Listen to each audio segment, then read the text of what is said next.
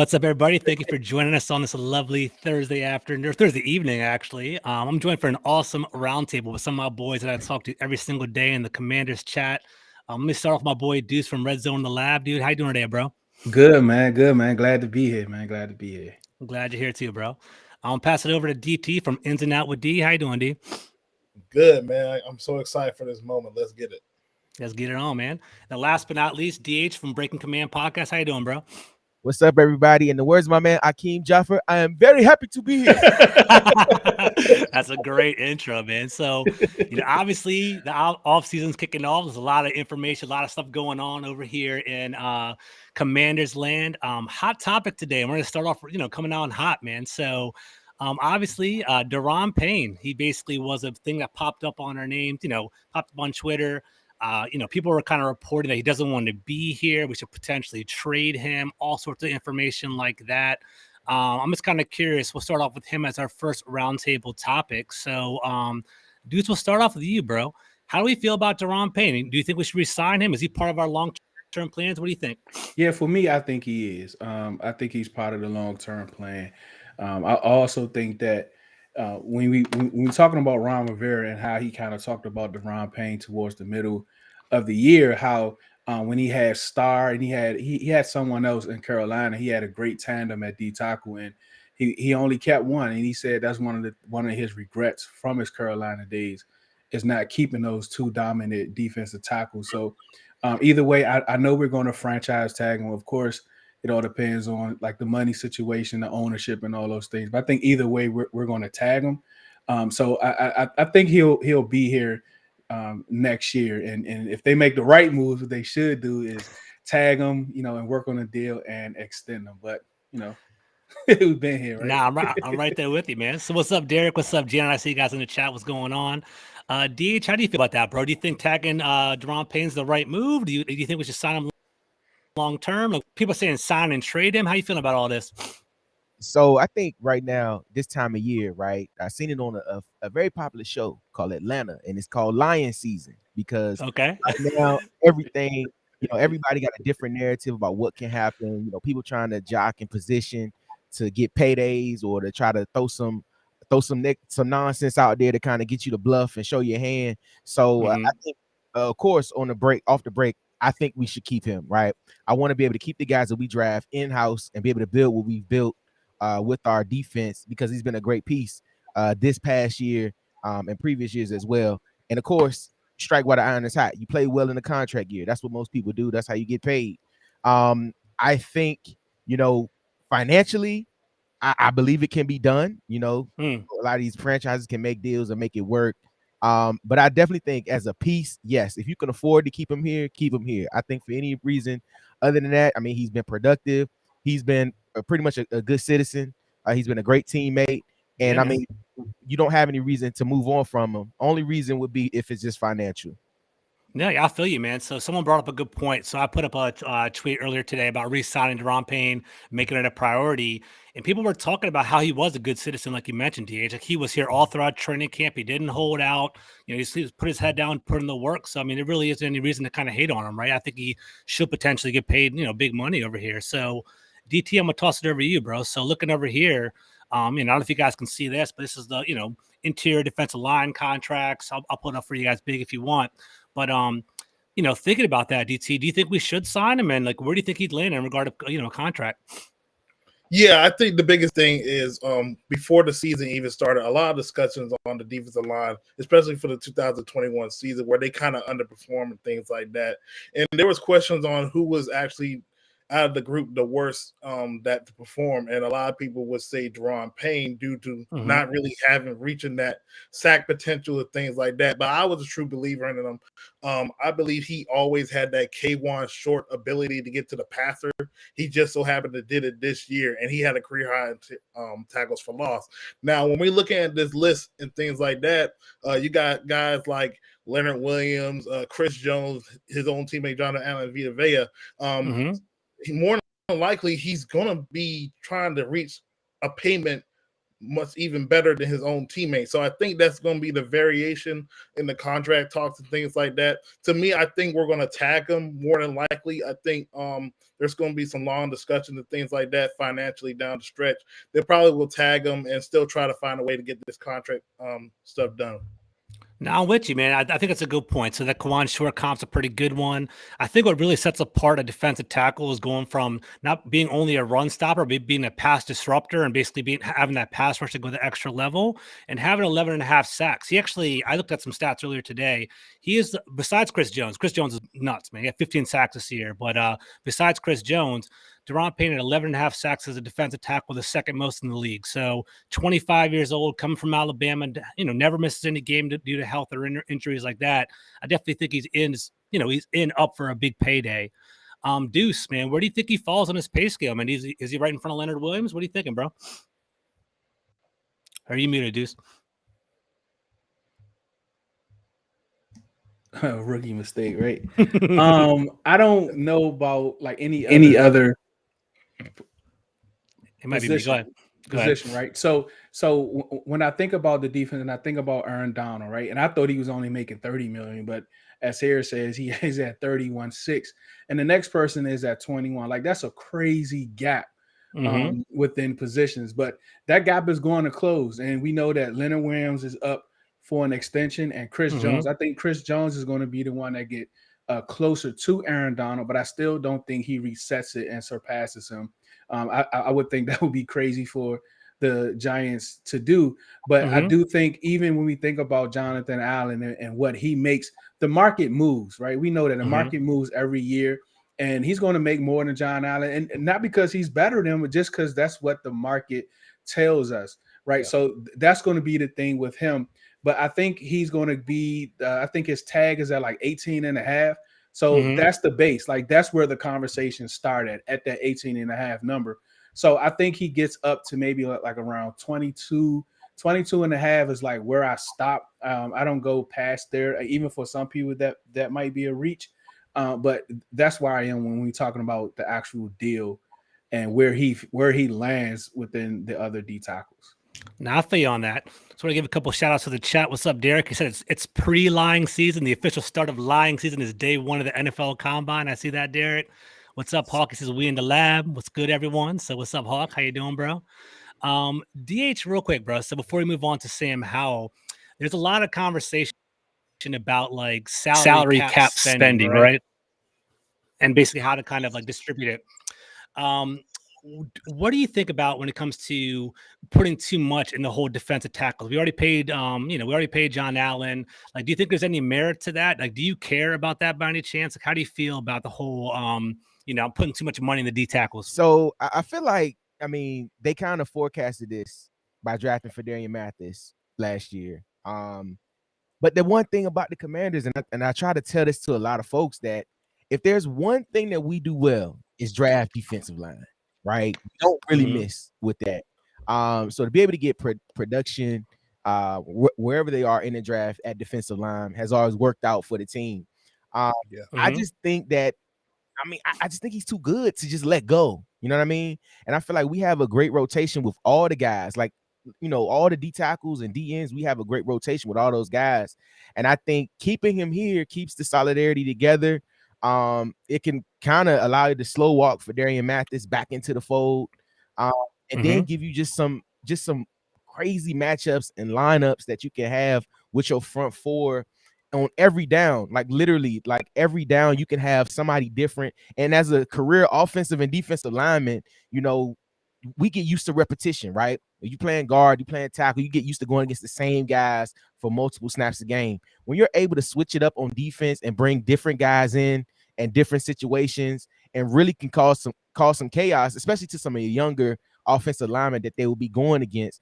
I think it's just I think it's a great tool to have in your bag. And if you can afford to keep that tool in your bag, you got to keep it. No, I love that. That's a great perspective, right? So that I didn't really even consider that. So I love that perspective, DH, is keeping the defensive line fresh, right? You can have Daron Payne, Jonathan Allen. You can definitely rotate them in. Darian Mathis definitely is another added component. We didn't even talk about, adding him as a 5-2, as a zero tech, putting him right on top of the center and having that, that whole run defense set up right there. So I like that, man. If the strength of our defense is the front, and, it's that interior line, the defensive line, just keep building that up. And, with a rookie quarterback, we could potentially continue to, build around him is what I really want to go with there. Last question, UT, before we go to Howell. Does having Phil Mathis basically affect you at any point in regard to keeping Payne, or you don't really worry about that? Well, at first I thought about it. I really saw it when we drafted him as the insurance guy in case Daron didn't live up to the expectations in the season. Mm-hmm. But the injury came in and Daron even balled out. But I also think now that if we potentially bring Daron Payne back, just think about the defensive line right now. You'll have a Chase Young healthy. You'll have Jonathan Allen and Daron Payne back together with Montez Sweat. But then you're looking at your backup defensive line. I think this might be just as good as the guys up there, man. I mean, look at it. James Smith-Williams, a 7th-round pick. He has played very good. You have Casey Toohill. He's just getting around. And you still got Shaka Tony out there. Still a young guy with some speed to himself. And just think about this, too. You got Darian Mathis, and you also picked up John Widgway, 2 rookies on rookie deals, and replaced Tim Settle and John Ioannidis. And I really felt like we did not miss a beat when we had those 2 guys, because them 2 guys in the draft, they were like 2 and 3 in the draft in terms of their technique and how they played the game. We actually did better this year, in my opinion, right? John Allen and Daron Payne had a career year, so I definitely think it's a step up. All right, so let's kind of pivot a little bit. I want to give a shout out to the chat real quick. My boy, I Love Weed, one of the best names on YouTube. He's my Cowboys follower. He's always on here. He's always hyping me up. He said the Commodes need a coach. Ron, not it, just like my guy KM. So he's hating on Ron, so can't really hate on that. Let's take a look over here. Steven from our chat, re-sign Payne. I'm all about that too. I agree with you. And then I Love Weed one more time. He says, we handed you Ridgeway. So, I mean, thank you for that. I appreciate that. Good looking out, man. I think it's a good addition for us over here. All right, man. So let's kind of pivot, right? It's, one more month until the draft. We have a lot of talk coming up. You guys will definitely be on. We'll talk about it one more time. But Sam Howell, right? So it was funny. I listened to the John Kine podcast. DH is a fan. I can tell right now. Basically... So, I was thinking about it, listening to John Kine's podcast, and, Jordan Reed, who I respect a lot. I think he actually is a very intelligent and awesome scout. He had an honest assessment on Sam Howell. This is what his opinion was. Some people say that he wasn't necessarily prepared for the podcast. He wasn't on his A game. I don't know if y'all agree with that or not. But Deuce, we'll start off with you. We haven't heard from you in a while. This was the tweet that I put out, and I'll read it out loud. Jordan Reed said, I view Sam Howell as a QB2 in the 18 to 22 range. His ceiling would be QB 15 to 20. Think Andy Dalton in his prime. I don't see him reaching Dak level. How do you feel about that? Is that an insult to him, Deuce? Do you think that's a fair assessment? How do you feel about all that? Like, anytime we're comparing players, and one of the things we were talking about yesterday is comparing players based on body type. Like, don't tell me he fits this mold because the body types is the same. I need more context. Like, I need talent. I need skill. I need to know what that matches, because like Sam Howell could match someone that's like 6'4". They have the same arm talent, this, and that. Don't just say because he's built the same, that's who we're going to compare him to. Like, that's a pet peeve of mine. But also when you're saying someone is not going to be something, someone is not going to get here or get there. Well, give me something where you believe that a player that they will match up to. Like you're saying, he's not going to get to Dak level, but did you believe that Dak was going to get to Dak level when he was drafted? Right? Like, let's have that conversation. Like, before Dak got here, he was at a place. What was your assessment on Dak? Because I think, like, we just get this thing wrong so many times when we're talking about rookie quarterbacks, what they can do, what they can't do, where they draft their 1st round, 5th round, 7th round, and we compare them to this person. Like, let's see what they can do on the field and assess their NFL talent. You can assess college talent, right? You can do that. You can take what you know and you can apply to what you believe they will be. There's no problem in that. We do that all the time. But don't just tell me someone cannot get to a place based off one game, because I can say, well, I think he's going to be great next year based on just what we saw in the field. And I get ridiculed for that, or I will get ridiculed for that. So on the flip side, I can ridicule you for saying he's not going to be good from what you saw on the field. So I think when we talking about, comparing players and doing it, like, we have to kind of wait and see about what they can do. But what we do know, what we seen him on the field that last game and what he did in college. And what he did in college was magnificent. We all know the story. And, I'm not going to talk too much about it because, that's DH guy. And he probably, he has this, this whole silhouette about him, about Sam Howell, man. So, yeah, but that's how I feel. Like, I respect Jordan Reed too, but it's all context. Quotes is kind of, for me, I need to just listen, and I don't like quotes. I love that breakdown. That's a great breakdown, bro. 100%. I think it's fair, right? So just to recap what you said, you can't necessarily look at body types. You can't necessarily look at projections because you don't really know how the player is going to learn and excel in the pro level, right? So, it's going to be a weird comp moving forward, but Brock Purdy, right? He's actually having a great time right now. He's on a 6-7 game winning streak. He shouldn't be the standard, but, he was Mr. Irrelevant, but now he's actually playing pretty well out in the league, right? So it's going to be pretty interesting. A lot of front office. He messed up a lot of front office over there. 100%. Evaluations, 100%. Man. We're actually going to pivot to DH in a second. I want to give a shout out to the chat. I love what over here. So Janet's a good people in the chat. She says, Uncle Sam's going to collect your taxes. Uncle Sam's the best nickname in sports. I love that right there. Darren's getting on DT. He says DT got that school vice principal posture, spitting facts. I like that. That's good looking over there. Derek says he's trolling, of course. Let's take a look. Janice says that's an insult. She agrees with you, Deuce. She said that's an insult. I feel like Sam is going to be a Dax level or more. Let's see what Steve said over here. Steve said Howell's success is based on who they bring in as an offensive coordinator. It's a very good point. We're going to talk about that today too. He has the ability to play at a high level in the NFL, but the system is key. I 100% agree with that. I love weed. It's hilarious. I love weed. Jamarcus Russell. I don't compare no more to that. So I don't know where that comes from. So, all right. So let's start off with this. DH, is that a fair comp with Jamarcus Russell to Sam Howell? I don't see that at all, bro. So what do you got over there? Go ahead. You know why it's not a fair comp? Because Sam has not received that bag yet. So once he gets that bag, then if he flops that way, then cool, I'll call it spade a spade. But let me say this, man. And I know Sam has a lot of criticism for even one game, right? I'll say this. I'm going to give you some names, and I want to tell you, I want you to see if you can figure out what this is. All right, Deshaun Watson, future Hall of Famer Eli Manning, and Trevor Lawrence, right? And Sam Howell. What do you think all those names have in common? Any guesses?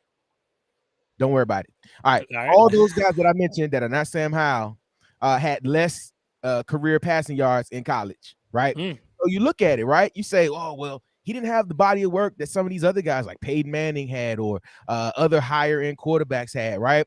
But the thing is, you got to get to the dance, to dance. You know what I'm saying? He has to have the opportunity to go out there and prove that he can play ball, right? And I think that's one thing that Sam has done well at every stop. And what I mean by every stop, he flipped from Florida State and came to Carolina, started at Carolina day one, okay? An 18-year-old true freshman started day one. And I'll just throw these numbers out here just for everybody because I'm sure y'all seen them, but I'll just say it again. 10,000 career passing yards in 3 seasons, 92 career touchdowns, only 23 interceptions, okay? And then he had over 1,000 rushing yards in that time frame. I mean, the production did go down, but as you can see, that offense that Phil Longo had in Carolina, every year they had to get new players because the offense was doing so well. Guys were getting drafted. Granted, they weren't first and second round picks, but Carolina has been filling up the mid and back part of the draft for the past few seasons on offense and defense. But I digress. I'll say this, man. I want Sam Howell to get the opportunity, not because he's my quarterback, not because I've seen every throw, but because I feel as though this is the formula that the team can use to get themselves in a better situation than they've been in the past, right? I agree. We've swung for the fences and tried to get big name quarterbacks. We've tried to get reclamation projects. But a lot of times, if I can use a baseball reference, sometimes you got to play small ball. Sometimes you got to hit a single. Sometimes you got to get around the bag so you can score, right? And you're in a position right now where you have a 5th round pick that's dirt cheap for you right now. A guy that was the year before would have won the 1st round, but you got him dirt cheap right now. You build around him, let him play out his deal because you won't have to even discuss money for at least another 2. Come on, man. So I'm just we've tried everything else. Why this? Why? Because unless, and I said this on Deuce's show yesterday, unless it's Lamar, unless it's Patrick Mahomes, unless it's my man from Buffalo, unless it's like guys like that, you're not getting them guys. So unless you can get in, Yep. you might as well work with what you got here. So that's the thing, man. We've tried. The franchise has tried to get a franchise quarterback for years and years and years. They've tried the big money route. They tried everything else. This fell in your lap. Take this, build on it, because I believe even if that comparison is correct, a 18th ranked quarterback with our defense and the skill positions that we have can get you knee deep in the playoffs, which is what Brock Purdy is doing this year, because he's not doing anything special, ladies and gentlemen. He's okay, but he's playing within the scheme, and that's true. That goes to it as well with the offensive coordinator. If you got somebody that can scheme it up for him, he can look great, and that's what it is, man. You try to put everything together at the right time and make it work. But I'm gonna go ahead and take a back seat because I've said already too much. But no, man, I love it, bro. I love it. I think you're right, man. I think the winning formula in the NFL is to build around a rookie quarterback, right? You got to get that rookie quarterback deal. You build up the talent around them. You build a solid team, and then potentially you drop in a quarterback later on the road if your rookie doesn't work, right? Another wonderful thing that I heard you say was Sam Howell playing at age 18. For those of you that don't know about this, Player Profiler has a breakout age, and they kind of show like, what age people kind of break out with in relative to their peers. There's a strong correlation to like the younger you are. If you're thriving at a younger age, you're more likely to have success as you get older, because think about it, bigger bodies and people that are your peers that are older than you and things like that, more experience. If you can thrive younger, you're more prone to be successful in the future. So I like that, man. So it's good looking out. DT, man. So what are you thinking, bro? So Sam Howell, are you worried about that comps? Is he the QB of the future? How do you feel about him?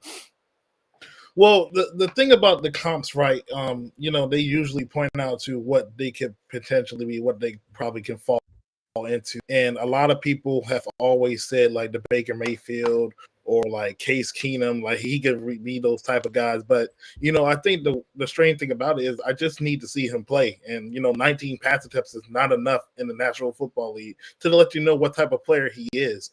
Now, this guy we all know. He came from North Carolina. He was supposed to be a first round pick.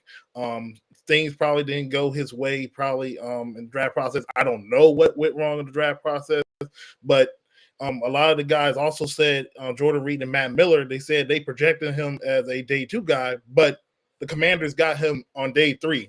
That's probably the biggest value you probably have ever seen that this team has done, especially for a guy this talented. And I think the conversation with everybody is like, yeah, we still need to go get a quarterback and things like that. Well, if this guy was drafted on day 2, we would be way more excited about giving him an opportunity to flex his muscle and be the guy. But because he was drafted on day 3, now it's like, I don't know, man. I mean, have we really seen a 5th round quarterback? But let me give you these numbers in the NFC.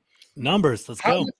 Let's go with the numbers, man. I mean, look at how many sacks are like 2nd, 3rd, 4th, 5th round. Like these guys are starting in the NFC, and all the gauntlets, all the juggernauts are in the AFC. So I'm looking at the NFC right now. I ain't got to deal with Patrick Mahomes and Josh Allen, Joe Burrow putting on 40 points. I'm sitting in my room crying because I'm like, oh my God, I'm trying to get a quarterback. A young guy with a good amount of players around him that he can probably play up to his potential, just like at North Carolina.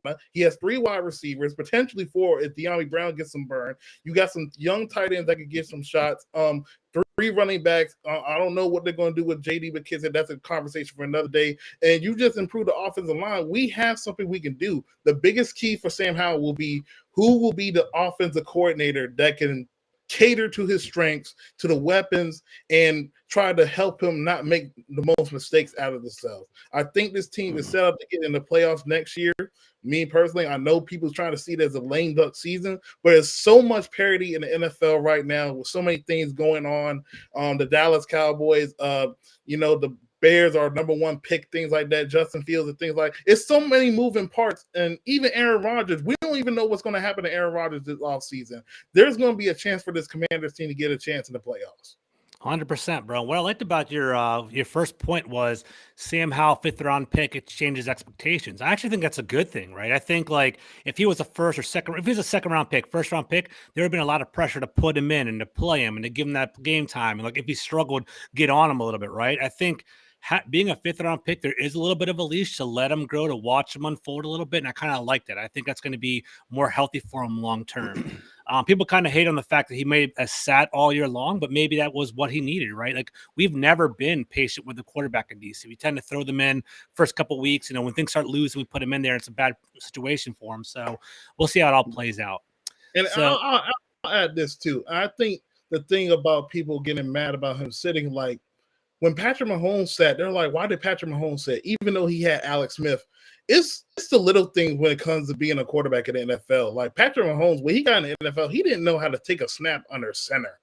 And he didn't know how to call plays in the huddle, things like that. Sam Howell, like he didn't really do that stuff as much in college. And you're trying to get him to do that stuff in the NFL level with NFL concepts and NFL players. So I think we have to afford him that opportunity.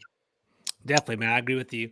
So let's look at the chat real quick. So first of all, we got a new listener today. I appreciate it. Terrence, what's up, bro? So evening, gentlemen. I was brought here by the Command This podcast. Eagle fan here, but I respect the division and what others have to say from their perspective. Much appreciated to be here. Much appreciated to have you here, bro. Thank you for coming. I appreciate that, bro.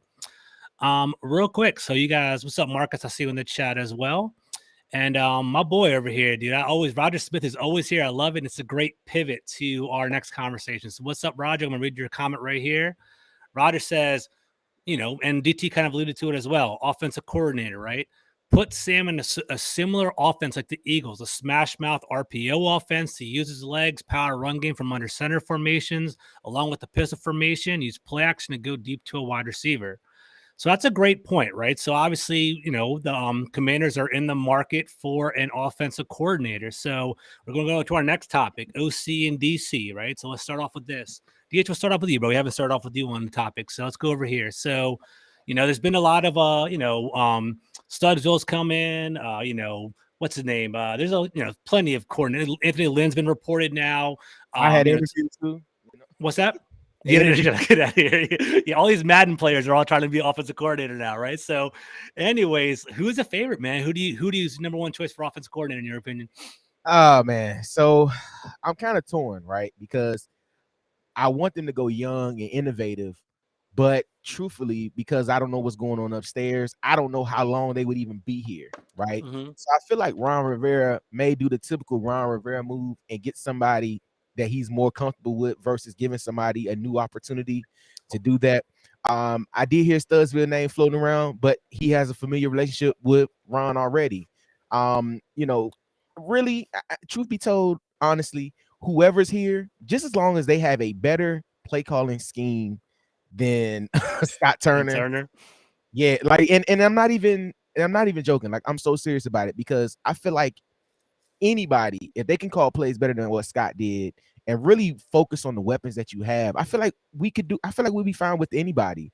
And truly, if Ron and them are saying that we want Sam to start and Sam to be the guy, whoever it is, whether they're here for 1 year or 10 years, they need to be able to cultivate Sam's abilities and really put him in the best position to win because you're going to be attached to him. You're going to be attached to him because let's say Sam comes out next year and balls out, right? And like DT said, let's say we're built and we make the playoffs and we go, into the second round of playoffs. That OC may not be here anyway because they like, yo, you was able to take him. You might be the quarterback whisperer. Like, we don't know, right? So I think you could throw any name out there as long as they're team first and really going to focus on getting all our guys in the right position to make the best plays and to cultivate some of these relationships and this growth with the team. I'm all for it. So you're open. OCX, whoever you put in there, I don't care. Just OCX. Just score in the red zone. Whoever. The one thing that was interesting to me, and I've been peeping it over the past couple of weeks, is that as it's funny, right? Everyone's kind of nice to Scott Turner when he's here, and once he's getting fired, all the players start coming out, kind of saying little whispers here or there, right? What I found pretty interesting is when they were criticizing Scott Turner, they were saying that he wasn't a good teacher, right? He wasn't a good instructor. He wasn't good at getting his concepts out. I think that's very important for Sam Howell. I think he needs to learn these concepts, learn the NFL game. I want consistency, right? I've been watching Washington for over 30 years, guys. It's like, Justin Campbell, Patrick Ramsey. They're getting offensive coordinators. You flipping them over and over again. They're not getting stability, and they're getting, their brain becomes mush. They need some consistency. And I actually read somewhere recently that like the best way that a quarterback can thrive is like year 3 in a system. Like after they're there for 3 years, they finally get it. It makes sense there. So I am hoping for that for Sam Howell. I think he needs that consistency. DT, who do you like, bro? Who's the OC that's in your favor right now? Consensus wise, it has been Thomas Brown for the past couple of weeks. I like the energy he brings and things like that, but I don't think they will go that route. I feel like this team is a lot of pressure this year, especially when new ownership lurking around the building and things like that. I think they're going to go with a veteran route. And if I'm looking at a veteran and obviously a guy with ties to Ron Rivera and the Andy Reid tree, I think Pat Shermer makes the most sense. And I think for him being a quarterback whisperer, working with a lot of quarterbacks and things like that, I think this one stint, it really intrigues me. He was in Philadelphia under Chip Kelly. He helped Nick Foles produce and had one of the craziest seasons in NFL history, 27-2 touchdowns. Now, I'm not saying how going to get those type of numbers, but I think him understanding that Nick Foles had spread concepts that he loved when he was at Arizona, I think that fits what Sam Howell does. Getting the ball out of his hands quick with the wide receivers. It's still a modernized West Coast spread for Sam Howell. I think when you heard rhythm offense from Jordan Reed on the podcast with John Kahn, first thing that screamed in my head was West Coast. And there's a lot of guys that run that West Coast. I know Studfield's run it, but I think Pat Shermer, we have seen his track record with the quarterbacks with Case Keenum, even Daniel Jones. I think that's a good fit for Sam Howell at his youth. He's only like 22 right now. I think that's a good guy to help him develop. Yeah, I agree. He's kind of a corporate. He can Case Keenum. He actually was the spearhead that get Case Keenum to the NFC Championship with the Vikings. He has nothing comparable to that. Since then, he's been a good coach in regard to that. I think he also helped out with Teddy Bridgewater and developed him there as well. So there's definitely some Pat Shermer momentum there. Seeing some comments in the chat. Derek, this is an inside joke in our chat over here. Please don't say Roman is what Derek said over there. What's up, Derek? I'm gonna throw it over to Deuce in a second. Deuce, question for you. I want to hear your opinion on the OC, and I also have a question for you, right? So, Marcus, thank you for joining the show, Marcus. He said his choices are Pep Hamilton, Anthony Lynn, and Thomas Brown. I like those. I think they're all pretty interesting as well. What I like about Thomas Brown is he comes from that McVay tree. He's a tight ends coach. You and I are big Logan Paulson fans, Deuce. So we basically know that I think a tight end is actually coaches are great, right? Because they know about protections and run games and also the passing game. It's almost trifle. They have all of that, right? We'll start off with this. Thomas Brown has never called plays before, right? He's never called plays. Does that scare you at all? And, would you want him as your offensive coordinator? If not, then who? So when it comes to tight ends, right, we see how those guys are smart. And yes, Logan Paulson, he can't do no wrong in my book. If he said it's right, it's gold. You know what I'm saying? If you say anything bad about him, if we in a space, I'm booting you out. And you also think about Greg Olsen, right? That's another guy. We hear him on Sundays, and he's just so smart. And in that position, yeah, I'm a Logan guy. That position, it sees everything, right? They have to know where to go. They need to know the O-line protections because they are very important to that. They need to know where all the wide receivers is going to be because they run routes. They have to make sure that they hitting the seams right, they sitting in the holes right, and they have to know blocking protections, especially if you're in an offense where it calls for pre-snap motions with tight ends where they go back to fullback and they motion here and motion there. And one thing that we saw this year with Armani Rogers is that he took a reverse.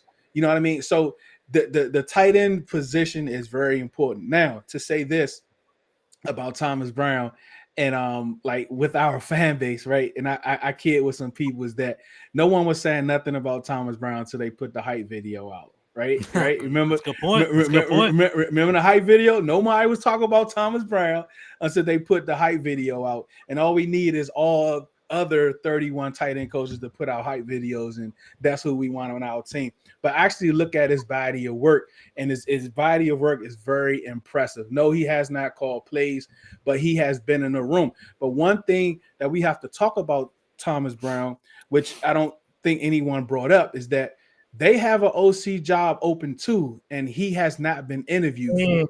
Now, why is that? Right? Why is that? So that's something that we have to think of because we know McVay, he's loyal, he brings people up, he does things just like with Shanahan. They like to hire and promote from within for the most part. That's why San Fran gonna have a comp pick for like the next 3 years just because of their coaches, right? So, but that's something we have to think about. Why hasn't he have an interview? And it's not like the Rams in the playoffs, right? They could just, I mean, his office is right down the hall, I guess. You know what I mean? So that's something to think about when we think about Thomas Brown. Now, like for me, ever since they fired Scott Turner, right? Sam 48 said it was 11 people. Only a few that we know of actually came out and said they expressed frustrations with the offense. And I thought that was kind of strange coming from a Ron Rivera team, because that's really never happened before, right? So I when that happened, I said, oh yeah, he's done. I always want to be enemy, and this is the reason why. I love being enemy.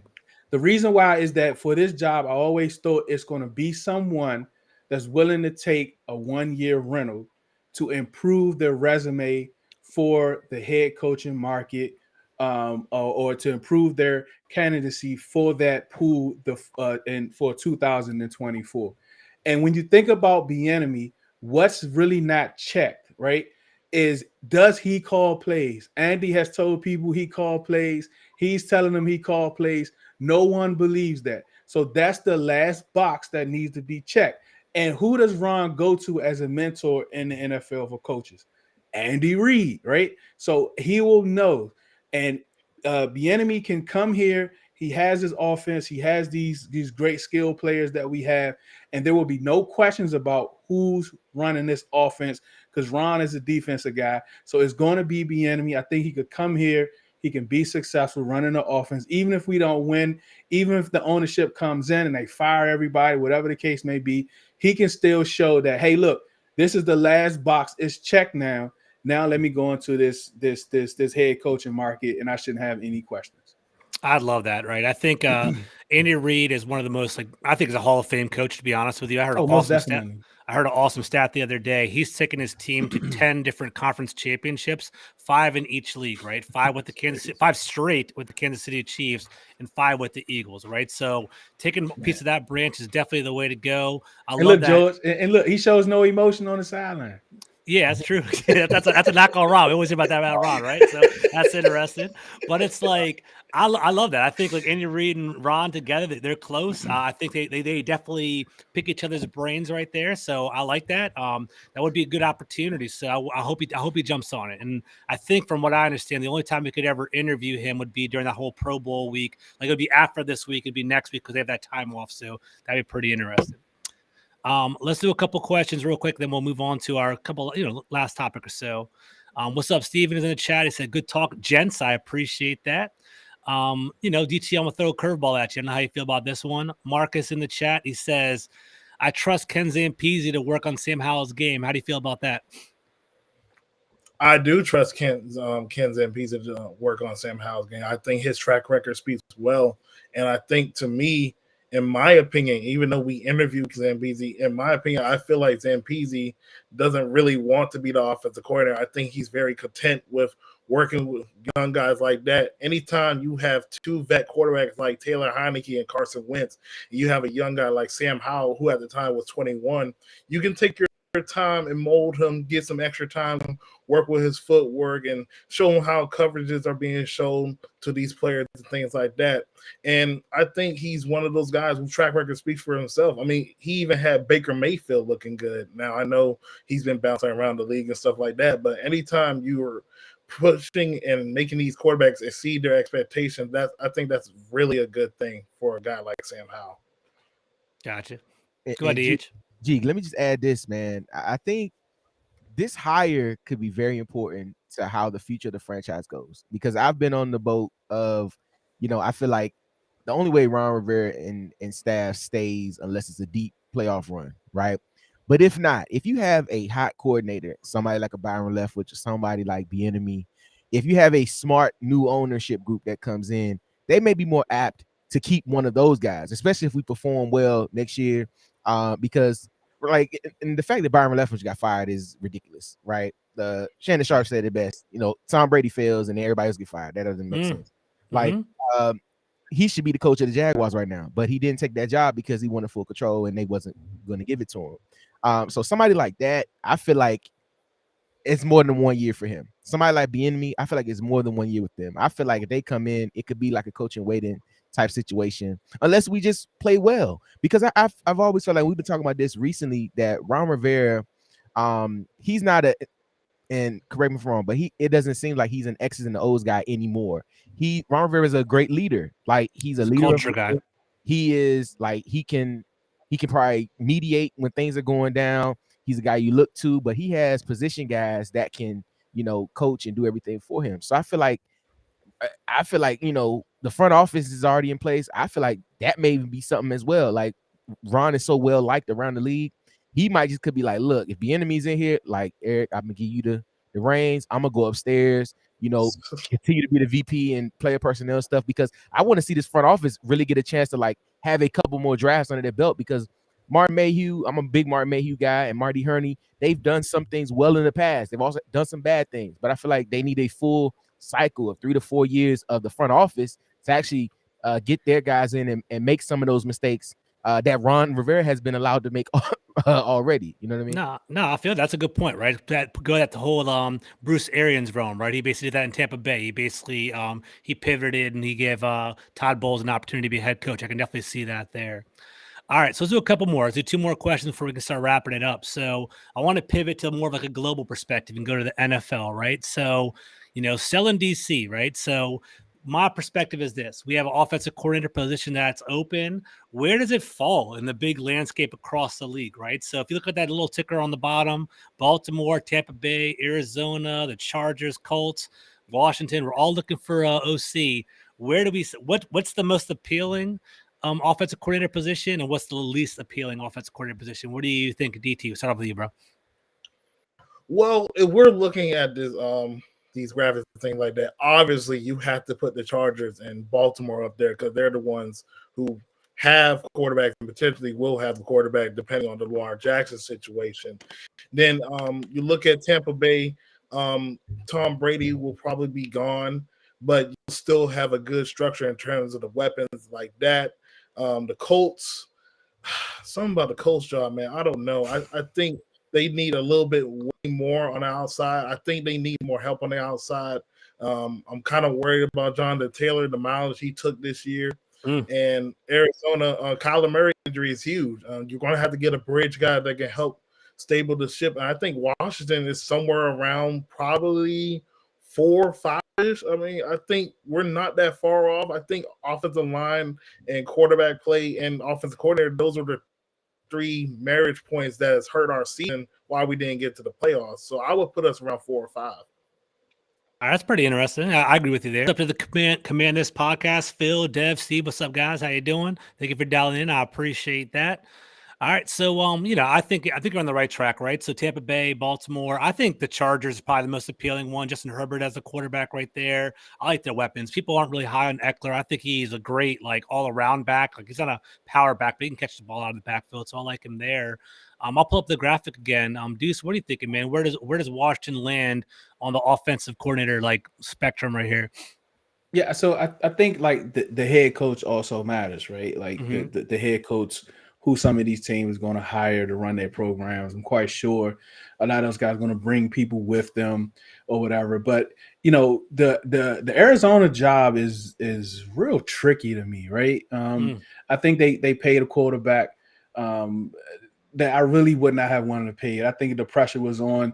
I think they used it. Well, what else do we have? What else can we get? It's so hard to find a franchise quarterback. And when you get close to it, you don't have to pay. And they paid them early too. So that's another thing. So now you have someone that's going to come in there that's not going to have their franchise guy for a full year, maybe more. If the rumors are true about his work ethic, he probably come back 20, 25 pounds heavier. But that's a different story. But like the Chargers, for instance, I think when you're looking at the Chargers, I think that's also a rental job, to be honest. Yeah, Staley was real close to being fired, and I believe that's what Payton wanted. I think that's the real job that Payton wanted. Yeah. And I don't think Payton. I don't think he chooses a team this cycle. I think he waits another year. But that job I look at as also a rental. The same with Baltimore. The same with Tampa Bay. Like all these teams that have head coaches in place that fired their offensive coordinator are really possible rental jobs.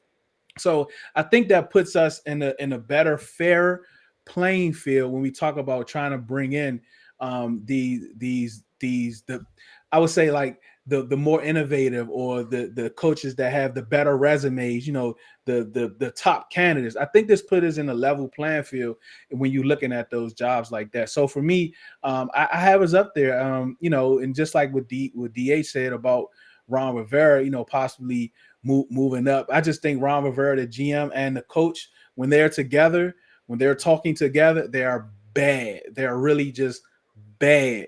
I think Ron the GM is better. I think Ron the coach is not good, but when they're together, they're both just bad. But appealing, I think we're up there, man. I really do, because I think we're on a level playing field. Because I think most of those jobs you look at it as 1-year rentals. That might be why it's taking so long to actually fill these positions. They got fired for a reason, right? Obviously, that they did something wrong, right? And on top of that, right. They got fired. And then on top of that, we have some good skill position players. We have Jahan Dotson. I can't wait to see him year 2 and having a full 17 games right there. Terry McLaurin, we know he's a beast. Curtis Samuel, Brian Robinson, a full season. It's gonna be interesting to see that out. So before I throw it over to DH, let me kind of look at the chat real quick. Our boy Steve in the chat, he says Baltimore LA Chargers jobs is the most interesting. Derek says Washington is 3 or 4, depending on how you feel about Indy. I think Indy's kind of a mess right now. I think there's a lot going on over there. I mean, George, even Baltimore, like, what's going to happen with Lamar, right? If they tag Lamar and if Lamar's playing chess, they tag him, he go have that surgery. We're going to be right back here next year, right? So, like, even that job, like, what happens with Lamar? Because if he's not playing, then that job is not so, intriguing anymore. I'm with you. Our boy, and I don't want no success to come to the coast, but that's a different story. Yeah, I kind of feel the same way. I got a little vibe with me too. I feel you, bro. All right, so Terrence, one of our new listeners, he said definitely a few pieces away. Talking about the Commanders, I do believe that the franchise will adapt to whomever is the new owner, which I hope we have. To see what you guys have, get the players you need, and work off of that. If it fails, start over fresh. I agree with that. Let me pull up Roger. Roger's my boy. Roger says, I want all of them gone. Ron, both the Martys, the whole staff, and the front office. Ron isn't a good evaluator of talent. They're too slow to adjust. They are a day late and $1 short. Okay. All right, Roger's not pulling any punches at all. Steven, our boy in the chat, facts, Roger's chat. Facts. He's all hyping up Roger over here. And that's then nasty, Mayo. That is nasty work right there. All right. Nasty, and then over Mayo. here. And then he says, some might see this as a suicide mission, joining over the Commanders. All right, DH, real quick, bro. How do you feeling, man? So what do you think is the most appealing job, least appealing job? So if you look at every team you put on the graphic, right, there's either instability at the head coaching position or the quarterback position, right? And I feel like out of all those positions, we may be in the driver's seat because they're telling you Sam Howell's a quarterback, and we know that at least they might let Ron Rivera finish his full contract, which would be this season and the following season. I feel as though the worst job is the coach job, and Deuce right there with you. We lock and key with that, brother.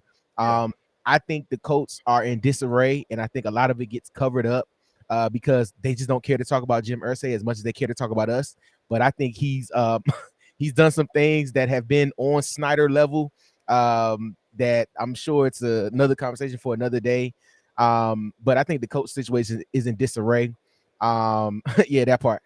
the situation is in disarray. And you look at it, I mean, you just look at the trajectory of both franchises, right? The Colts had their glory years, which were recent than ours were, but they've been trying to hit the quarterback thing for the past couple of years as well, and they've been missing as well. I think if you had to put us between those two, I think we're the better destination. I feel as though we have a all-around better team than the Colts. They have a better building, I'll say that, but we're a better squad. So I think with all those teams, there's a lot of instability at the quarterback or the head coaching position. Even with the Rams, those situations, like, is Baker going to be the guy next year? We know McVay is going to be there, or he may be there. He may change his mind next week. But is Baker going to be the guy? With the Chargers, like Deuce said, is Staley going to be a 1-year rental situation? Because I just knew Staley was going to get fired. I knew. I tweeted it and I pinned it. I was like, Staley going to get fired after this game. You know what I mean? Because he was already on the hot seat. And then you look at a lot of these jobs where you got to fill the head coaching role first. You know what I'm saying? Arizona needs a new head coach. You look at just a lot of these other teams that may need quarterbacks. It's just it's a lot. So I said all that to say that I think we're the most desirable location because I'm being a homer. So that's why. There you go. Perfect. All right. So let's kind of look. All right. Here we go. Look at the chat real quick. Well, Terrence is a funny comment, right? He says the Indian owner being like, ooh, wee. He's being like, ooh, wee over there. But I mean, I think we all kind of know that. He's kind of offline over there. All right. Very good. All right. Steve or whoever, Dev, Phil, one of the guys who commanded this. DH's picture hanging job is appealing to my OCD. That's a fantastic job Thank right you, there. man. So cool. I agree. It's sharp. It's sharp right there. Thank you, man. Perfect. All right. Let's try to get this done. I want two more questions to get this done under an hour, right? So let's not knock us out real quick. Big games, man. I love football. I know you guys do too. That's why we're here, right? So let's talk about the 49ers and the Eagles. We don't have to go too deep into it. I just want to hear your initial thoughts. A couple round real fast over here. DT, man, who's going to win this game? To me, this game is going to be like underratedly a defensive juggernaut. I think these guys, they're going to come in this game. They're going to knock each other silly. I think the key factor will be obviously which run game gets going a little bit better. Obviously, we know what's Kyle Shanahan do. He shows you one play, and then he runs it multiple times in a different variation. And then where the Eagles, their offensive line is really legit. I'm going to be keeping my eye on the interior for the 49ers. They're good, but I don't think they are Jonathan Allen and Daron Payne good. I think that's going to be a big matchup for me to keep my eye on, especially for the quarterback play. Which quarterback doesn't make the big mistake and which try to do themselves to get the win? And to me, I think the 49ers, they're a little bit more complete. I think they're going to make some plays against Jalen Hurts and them. And I got the game 26-20. Okay. And so the Eagles are going to win 26-20. What you said, right? The 49ers will win 26. 49ers. All right. Interesting. Okay. All right. Deuce, what are you thinking, bro? For me, I think it's going to be it's not going to be a defensive game. I think it's going to be some great defense played, but I think Philly's going to be able to put up some points. I think their O-line is good enough to really test that secondary of the 49ers. The one thing that I caution Philly is to really pay attention to their RPOs and Hurts running the football. I think they need to really game plan for that. I think they need to put him on some type of restrictions during the RPOs, because one thing the 49ers linebackers, they are fast and they hit as well as they safeties. And if he's upright, they're going to put the pads on him continuously, because Brown, after that game, even during that game, Brian Robinson was taking a beating. That was like his welcome to the NFL game right there, because they put a beating on him. They were doing things like laying on him, like putting shoulder pads on him right before he hit the ground. I mean, they did that and that was game plan.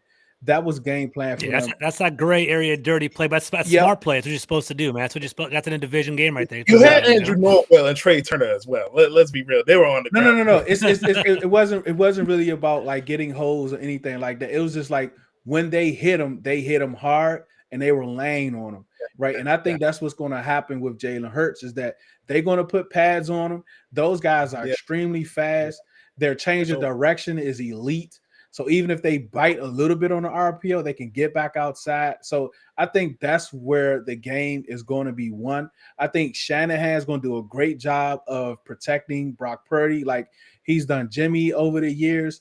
And I think he's going to put him in positions not to fail, not to make mistakes. But if they get down early, that's going to be a problem if the 49ers get down early. But ultimately, I'm going to go with the 49ers. I don't think a game is going to get over 20. I think the 49ers score a defensive touchdown. So I'm going to go like 17 to like 14, somewhere in that range. I mean, it may change. Still got some time, but that's where I'm going with that game. I love the chess match perspective you have with the linebackers of the 49ers and Jalen Hurts. I do think Jalen Hurts is the difference, right? Like And I'm also keeping my eye on Purdy, like, is he going to fall back down to earth, right? Like, you can't be perfect for too long, right? So there's going to be that one thing. And the Eagles defense is kind of slept on. People are like, oh, the Eagles defense is not that good. They have great pass rushers. I think Hassan Reddick had 18 sacks this year. Like, I mean, it's a lot going on. But so you know what, George? Let me give you a stat, and it might be not so accurate. So the Eagles had 70 sacks, right, on the year, right? They had 70 sacks, right?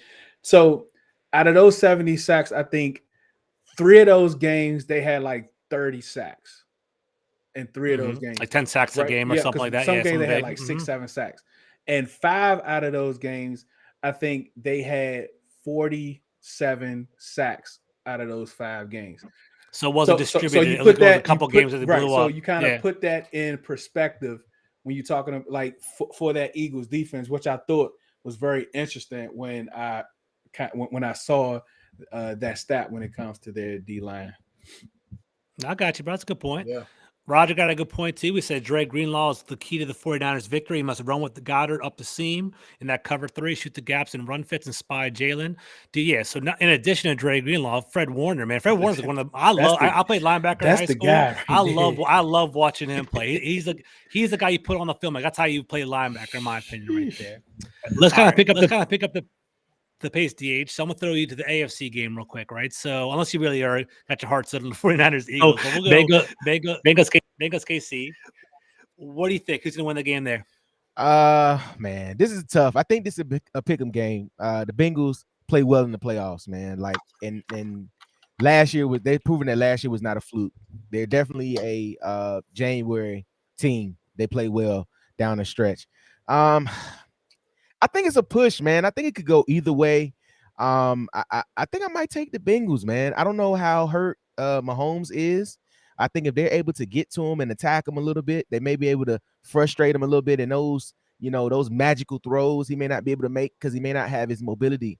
So I think the Bengals may get it, man. They sound real confident. They've been talking a lot of cash this week. And I mean, I just think it may be the Bengals' turn to run it back. And I'll say this real quick. They're only giving 2.5 for that 49ers Eagles game, so I think that's a close one too.